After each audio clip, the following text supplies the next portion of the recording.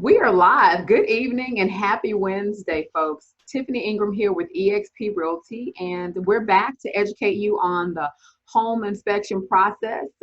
As you might recall, we had just a little bit of a blunder a couple of weeks ago, but we're back, and our goal this evening is to give you some insight on the purpose of a home inspection, whether you are a seller or a buyer. At the conclusion of this discussion, we will also provide you with some tips about home maintenance. Joining me today is Tamil Aker with Aker Holdings, Inc., which is comprised of Aker Home Inspections, home warranties, electricity services, and real estate training. Tamil, tell us a little bit about yourself and how long you've been in the business, and one interesting fact about you. Ooh, let's see. We'll start with how long I've been in the business. Specifically, a home inspector, going on year 5 or so, I think now. 5 or 6, I always forget.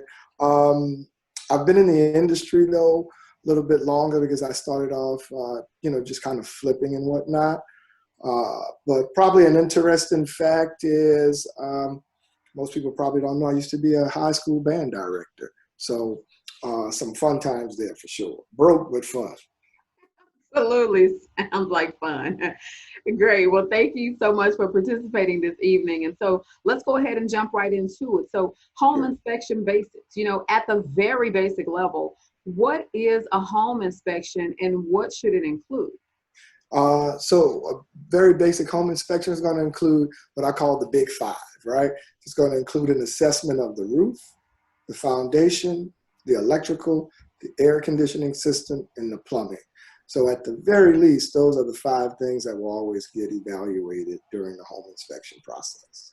What's included in your home inspection report that you feel sets you apart from most of your competition, and how long does it take to receive the report?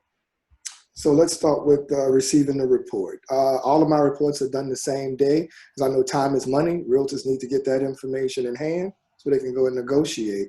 What probably sets me apart from everybody else is me, right? Because I'm into the details, right? The report is a tool, so I like to provide good information in that tool, cost estimates, referrals for realtors such as yourself or for the client in general if they might need repairs now or in the future. So I just like the report to be a resource, and I like to consider myself a resource for them as well. Awesome. I can attest to the fact that you definitely are a resource. I know I've been able to call on you a couple times just to get certain questions answered that really could make or break my deal. So I appreciate that. How long does a home inspection typically take, and does the size of the house matter? The size of the home absolutely matters. How much you put into it absolutely matters. There is no, how should I say, pre-described time. Me personally, I typically base it on about 1 hour per 1,000 square feet of a home. But that can differ. The more defects, the longer it can take, right? So if it's an average 2,000 square foot home, I'm typically banking on being in that house at least 2 to 2.5 hours. Gotcha.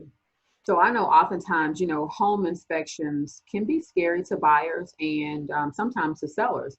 And they don't really have to be, right? So what are some of the misnomers that you'd like to dispel about the information that's typically contained in the home inspection reports? Like, for example, if there's information mentioned about the roof or foundation, sometimes those are really scary pain points. And if you're not well versed enough on what to look for, it can be scary.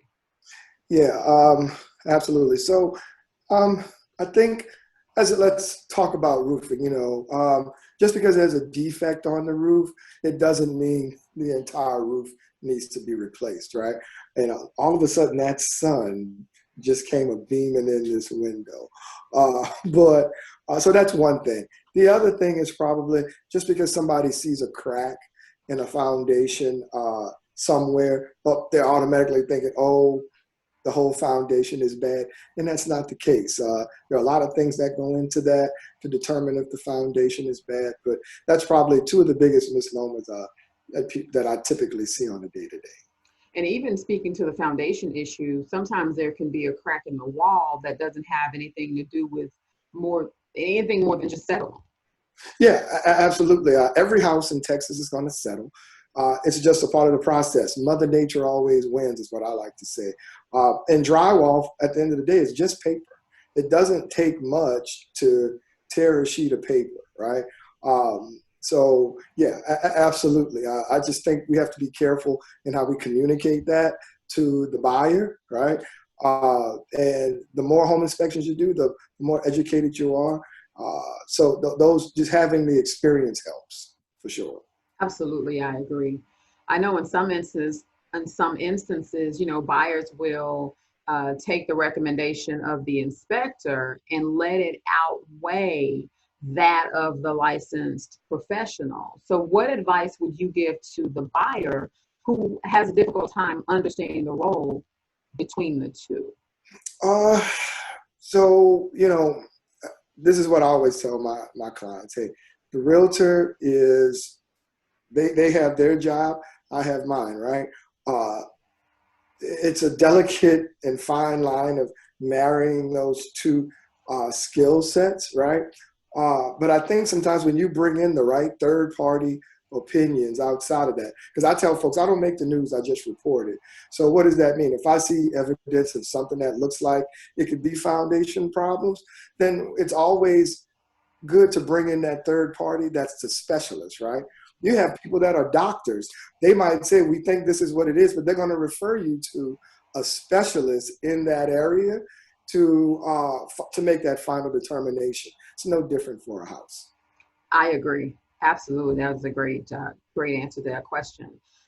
Do you provide buyers with a list of licensed professionals who can give them an estimate on repairs needed? And where can they find that information in your report? Absolutely. So as a part of my job, anytime I have to refer a specific component of a home to another professional, and if that trade requires a license, such as electrical, HVAC, plumbing, etc., those things are required to have a license by trade. So yes, I have a list of those things in the report. There's a tab, it's called the vendors tab, where folks can just easily click on that tab and see who those persons are. And those are just persons I've personally worked with, vetted, inspected their work in the past, and they did a great job. So yeah, but they always have the freedom and ability to use whoever they want to use. Absolutely. How important is it for buyers purchasing new construction to hire a third-party home inspector? It is critical. And I just say that because it's a man-made or woman-made product, right? And there will be defects. I just did a new construction home yesterday, and there were several things missed, right? No need for me to go down that list right now, but several things missed that just, these people were ready to close in two. It was like, oh yeah, we're ready to close. Wow. And unfortunately, it kind of delayed the process because it was all kind of done last minute. So, but yes, I tell folks you should absolutely do it. Get with your realtor as soon as possible in the process to find out when the sales agent or the general contractor says that home is ready to go and ready for inspection, so it doesn't delay the process. I absolutely agree with that wholeheartedly. And one thing that I would caution realtors is not to proceed with the closing until all items on the inspection report have been cured, especially with new construction. There may be some negotiations when it comes to pre-owned sales, but with new construction, absolutely no moving forward until all of those items have been cured. So that's great. So let's switch gears a little bit and talk about sellers and pre-listing inspections.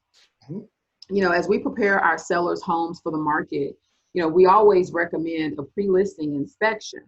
Mm-hmm. Do you offer pre-listing inspections? And if so, what's included and what are the benefits of getting one? Sure. So let's answer the first question. Yes, I absolutely do offer them. I did one yesterday morning. What are some of the benefits? Here's what I've been told. It gives them, the seller, specifically the opportunity to get in front of some things. So I'll say that, and you are the licensed realtor professional here, but what I think realtors may hate it sometimes, or the feedback I've gotten is to be blindsided with things, right? When let's say the house is on the market, you finally get a buyer and they're like, oh, I forgot that I had this problem or whatnot. And now you have the challenge of trying to negotiate that basis versus what people are trying to walk away with in sales proceeds, and then potentially a client now devaluing the home because other things were brought up and missed. So yeah, I did one yesterday. This guy was thinking that the roof on his house was great. And then I was like, well, I called the city. Hey, the last permitted roof on this house was 18 years ago. The house had so much, the roof had so much damage. I said, no, you're going to want to get this done prior to. I said, but you're welcome to call another third party. And they'll tell you the same. But there's a lot of value in finding, being able to get things like your AC serviced prior to make sure it's working as it should. We can have a whole nother conversation specifically about the AC, but there's a lot of value in understanding what condition your home is in when you're getting ready to sell. Absolutely. And, one of the things that I advise sellers is that it really puts you on the offense instead of on the defense. And so if you can take care of some of those issues up front, then you already know that that's not going to be a problem that you have to address later on down the line. And so when we sit down at that listing appointment and we talk about potential proceeds, we can get you as close to that as possible if we know up front what we're dealing with. Now, it may be a situation where homes are being sold as is. The seller doesn't have any cash to put into making repairs, but we know that, and we know that the price is going to be reflective of that. But if we know what we're dealing with going in, we just have a much better chance of getting as close to, if not 100% of list price as possible. Absolutely. Agreed. So let's talk about home warranties. So I know you know some really cool things in this area. So tell us a little bit about the home warranty coverage available through Residential Warranty Services specifically, and what separates them from American Home Shield or say some of the other companies that are out there. Yeah. So Residential Warranty Services, for starters, I have the ability to offer that to all my clients, all of my buyers when they do their home inspection. It's just a part of the service, right? What probably separates them from everybody else is the way their coverage is set up. So I'm very familiar with American Home Shield. I used to use them on my rental properties, and I hated it because every time I would call or one of my clients would call about that property, it was always, oh, that's not covered, or you ran out of coverage, right? So, but specifically with Residential Warranty Services, they break things down into pools or into aggregates based on the area or component of the home. So you get a set amount of coverage for the air conditioner, $10,000 a year. You get a set dollar amount for plumbing, $5,000 a year. Same thing for electrical, another $5,000, $1,500 for the hot water heater. So my point is, you're not trying to use up one little small pot of money where they say, well, you get $1,000 of coverage and that's for any and everything in the house. Here they split it out. So it has a bunch of other great stuff in it as well. But I think you get more bang for the buck with Residential Warranty Services. So you have some assurances that, hey, if this thing breaks down again, I still have more room for coverage versus it's a one and done situation. So let's see. I have something here that I'm going to, without my address showing. I don't know if people can see. Oh, I can see. You can see that I am a believer. So not only have I, purchased services for a couple of my buyer clients, and it is something that I do offer, I am going to have my own testimonial very soon, I'm very sure. So I appreciate you for offering that service. So that was one of the reasons that I definitely wanted to bring it up. But I just got that in the mail yesterday, so I thought this was perfect timing for that. Mine is around here somewhere. I don't have my little envelope. I wish I'd have known and I could have showed mine to be like, oh yeah, here's mine. Yep. Awesome. Well, maybe we'll come back and do a testimonial at another stage. So I know that you have training for real estate agents. You are a certified TREC inspector. That is correct. How can realtors, I will not say realtors because that is not how you pronounce it. Realtors, right? With only one A. Anyway, how can realtors access your training courses? And I'm sure with COVID-19 and some of that stuff, they probably are mostly online now. Pre-COVID-19, were there any instructor-led training courses or were they all online? Yeah, so prior to COVID, everything I was doing was instructor-led in person, right? Like I said, I used to be a teacher, worked in corporate America, so I'm very comfortable with being on stage, as my old boss used to say. But pre-COVID, when COVID first hit, the industry was just kind of scrambling. What are we going to do? So a lot of the classes I had set up, like for this month, you know, because we just didn't know what was going to happen, I ended up canceling a lot of those. But, you know, I know you can't see to the right of me, but I have my calendar on the wall, so to speak. So, but to sign up, folks can just go to the website. When they just go to ahidfw.com, there's a button there you can press on to get to the list of the trainings and whatnot. But right now, I'm only going to be offering 3 classes. It's your legal 1 and 2, which all the realtors always need. And then there's Home Inspection 101 for real estate agents. So they have an opportunity to learn about some of the requirements. Like I said, we're not trying to make you a home inspector, just to bring that understanding about, hey, what's supposed to happen in a home inspection and what's not. I think that class is absolutely valuable for those of us in the real estate profession, simply because when you're walking through a property and whether it's on the seller side or the buyer side, there are just some basic things that you need to know. You know, door sticking. What could that mean? Not stepping outside of the license, right? But just bringing some things to light that if you're on the buyer side, that may be a concern. But again, that's why you hire a professional inspector, so that the things that we look at, sometimes when we go in, we're looking at the glitz and the glamour or other things, if it's not so much, but you guys are looking at the bones. You're making sure that it has good bones. Is it a quality home? And then you can reveal if there has been some deferred maintenance or lack thereof, or if it was a place that someone just put lipstick on and covered up those things that the natural eye may not be able to see, right? So yeah. I'm sorry, they go to kids. I knew it was going to happen. That's okay. Listen. Yeah, but absolutely. Uncut, right? Yeah, I mean, it's. I think it empowers the agent a little bit more when they just kind of understand. And for the buyer, sometimes the buyer in the moment may have a question and they just want your opinion. Hey, well, what do you think about this? Because I look at the realtor as just being more than just the person who's going to buy and sell a home. People are looking to those folks for guidance. Absolutely. Right? So yeah, when you can just maybe answer some very basic questions, the line I always tell folks is, hey, this is what I believe it is, but that is something that we can address. The home inspector will address for sure. Or you can point that out as a concern when you go to schedule that appointment to make sure it gets addressed in the report. It happens to me all the time. Absolutely. And just another reason to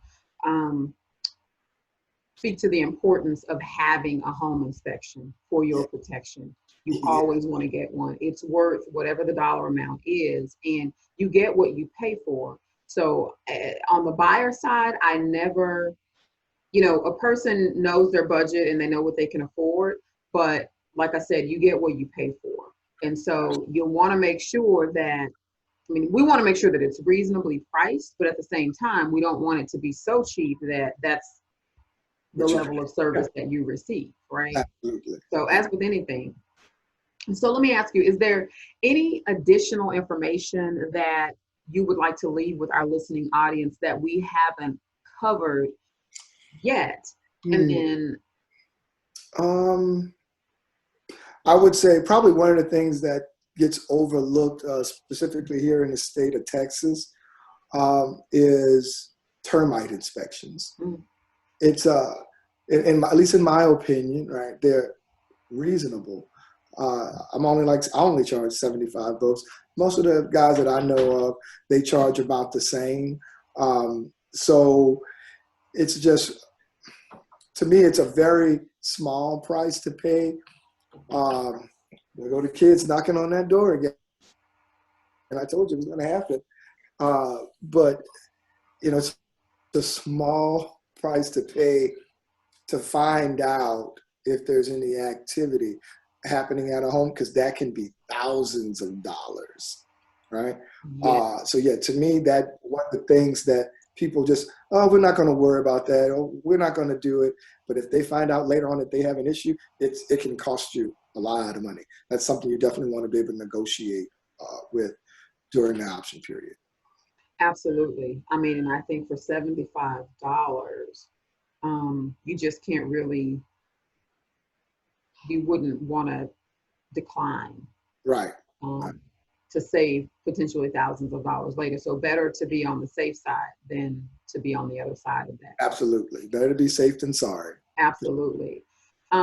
When it comes to home maintenance, what would you say some of the key things would be? Like, I could probably guess, right, with our top 5, but the 2 that come to mind are watering the foundation properly and the HVAC maintenance.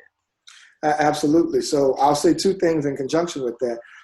One of the things that I offer when folks use my home inspection services is that they get what's called the free home binder account. And that home binder account will send them reminders on when to do that maintenance. And it's specific to their home, their zip code, has a bunch of other great tools in it. But so that helps, because we all lead very busy lives, kids, pets, whatever it is, work. So, but it'll send you those reminders to help you stay on task there. But those 2 things you mentioned for sure, watering the foundation, or just keeping the soil moist consistently and evenly around the house. I will tell folks, if you have a sprinkler system, make sure you're using all zones. One of the biggest things I found is that people only want to water the front lawn because that's what people see. So I tell folks, hey, instead of watering your front lawn for 20 minutes, set up each station to run for about 5. That way you get all of the zones watered and you get even settling around the house. If you water too much, I'll just kind of use this phone. I know it's black. It's kind of hard to see, but I'll just use this card, right, for an example. If you water too much on one side, that's the side that's going to dip. And if that's the front of your house, you're just putting concentrated amounts of water on one side. And the other part with the HVAC, man, it is a piece of mechanical equipment, just like your car. You're supposed to go to the doctor at least once a year, right? Yeah. To make sure everything is working right. People just say, oh, that air conditioner, just let it go. I don't care if it's been on for 98 hours straight, right? That's a piece of equipment. It should be serviced twice a year, at minimum twice a year, to keep it running. Because when you need it, oh man, and it's not working, it's a problem. I've seen people get divorced behind the air conditioner not working. Oh my gosh. Yeah, probably needed counseling long before that. But yeah, so inspecting, so I'm thinking, man, in the wintertime, I need my AC or I need my heater working. And in the summertime, I definitely need my AC working. So would you say that those would be the times of year that one would want to service the system?